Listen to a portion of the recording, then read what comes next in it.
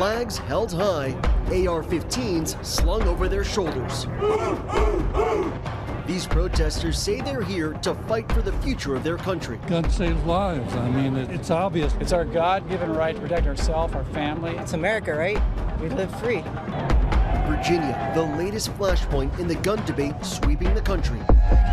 Virginia tightening security ahead of a protest defending the Second Amendment as it's under assault there. Monday's rally comes in response to 3 new gun control bills. Governor Ralph Blackface Northam downplaying Democrats' plans to strip people of their Second Amendment rights. More than 20,000 gun rights advocates descended on Richmond today for what used to be a small annual event. A state of emergency declared, the crowd protesting the state's efforts to overhaul gun laws. As Virginia goes, so does the rest of the nation. That's what I believe. The rally just got underway. An officer told me they expected about 10,000 people here inside on the Capitol grounds, but outside on the streets, there are thousands more.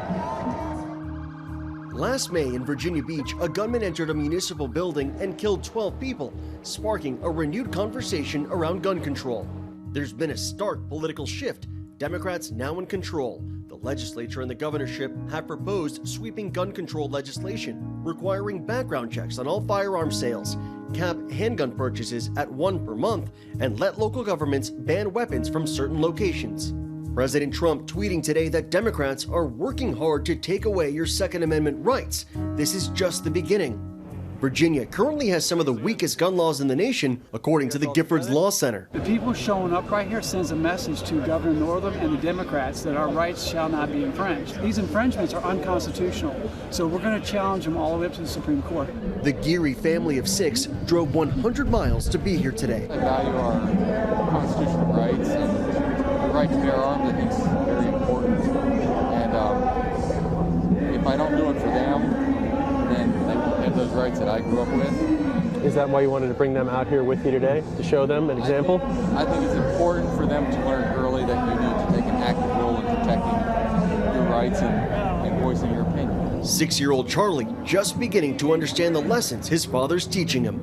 From families to those in costume invoking the founding fathers. So you're armed. What did you bring with you? This rifle is a Colt rifle. Can we see it? It's more than 60 years old. This rifle wasn't a problem 30 years ago. It wasn't a problem 20 years ago necessarily. Why is it a problem today? Today's protest was peaceful, but that's not what authorities were expecting. Last week, Governor Ralph Northam imposed a temporary weapons ban on the designated protest area around the Capitol building. We're seeing threats of violence. We're seeing threats of armed confrontation and assault on our Capitol. But rally-goers still bore arms today, pouring out into the surrounding streets where weapons were not banned. Why did you want to be armed today? I think it's important. I carry all the time anyways, not necessarily AR-15, but, just to show that it is a right that we do have.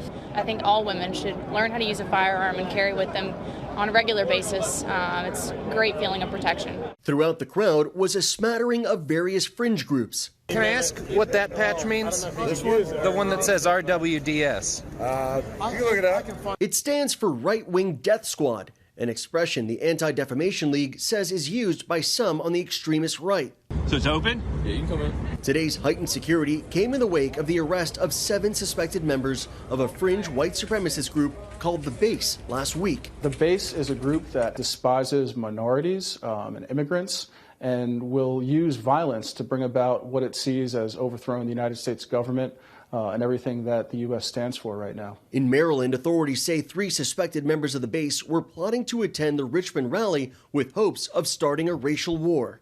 In Georgia, the FBI says these 3 men allegedly had plans to overthrow the government while planning an attack on members of the left-wing group Antifa.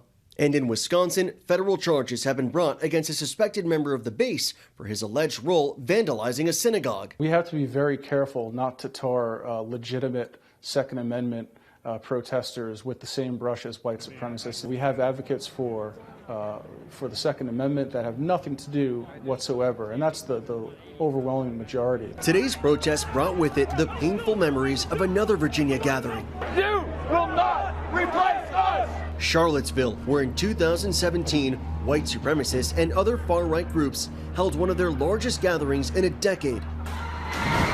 An avowed white supremacist killed a counter-protester, Heather Heyer, injuring dozens more. Law enforcement officials face scathing criticism for what many called a passive response. I think post-Charlottesville, there was a lot of people in this country that were quite surprised at the sheer magnitude and numbers of individuals and groups who came out to support the Unite the Right rally. And I think there's a constant fear percolating just below the surface of everyday Americans that we're just around the corner from another incident like Charlottesville. Were you nervous at all coming out here today, given that there was a fear that there might be some white supremacist groups? They don't. One, they don't bother me. Two, I'm not afraid of anybody, to be honest. I got God in my guns, so yeah. I can't bring my guns in here, so I got God with me. Though the rally was overwhelmingly white, Devin Perkins believes that the fight for gun rights crosses racial lines. And you are against these new gun restrictions now? Completely against them. Completely against them. I mean, look through history. We've had slave codes. We've had black codes. We've had Jim Crow. These were all laws that were implemented to keep black people from defending themselves in any kind of way. A few steps away inside the Capitol, this member of the Black Lives Matter movement feels very differently. With the threat of gun violence today from the armed militias out there, I'd rather call them terrorists because that's what they are to me. It definitely has given me like a lot of flashbacks today to Charlottesville because I was one of the youngest counter-protesters in Charlottesville. Nupol Kiazolu is part of the student-led group March for Our Lives, formed in the wake of the Parkland shooting. She and other students camped out in the Richmond Capitol building overnight to lobby for gun control. The other side is afraid, and they realize this is a turning point, and this is a turning point not just for Virginia politics, but nationwide. What was your main goal then in coming here and spending your night in a government office? For all the legislators to see that young people are here, we care, and we are not apathetic when it comes to these issues, and for them to see, like, you know, these are your constituents, these are the people that care, these are the people that are showing up, and our voices should be heard and taken seriously. Voices from inside the Capitol and out. This debate over guns and the right to bear arms, as old as our country itself. For Nightline, I'm Victor Okendo in Richmond, Virginia. Hi everyone, George Stephanopoulos here. Thanks for checking out the ABC News YouTube channel. If you'd like to get more videos, show highlights, and watch live event coverage, click on the right over here to subscribe to our channel, and don't forget to download the ABC News app for breaking news alerts. Thanks for watching.